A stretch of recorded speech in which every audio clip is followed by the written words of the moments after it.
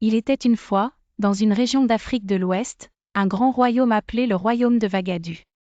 Ce royaume, riche et prospère, était dirigé par un roi sage et puissant, nommé Dinga Cissé. Il gouvernait avec bienveillance, et son peuple vivait en harmonie avec la nature, cultivant la terre fertile et faisant du commerce avec les royaumes voisins. Le royaume de Vagadu était réputé pour sa grande ville, Kumbi Saleh, où les marchés étaient remplis d'épices, de tissus, et surtout d'or.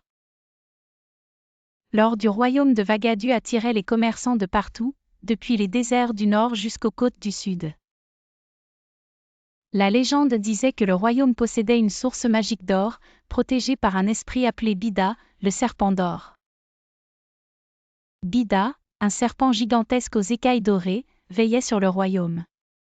En échange de sa protection et de la prospérité qu'il apportait, le peuple de Vagadu devait offrir une jeune fille en sacrifice tous les 7 ans. En retour, l'or continuait de couler à flot et le royaume restait prospère.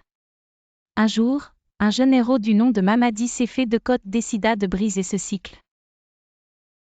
Courageux et déterminé, il refusa de voir une autre jeune fille sacrifiée. Armé de son épée, il se rendit au lieu du sacrifice pour affronter Bida. Le combat fut épique, mais Mamadi, grâce à son habileté et à sa ruse, parvint à tuer le serpent d'or.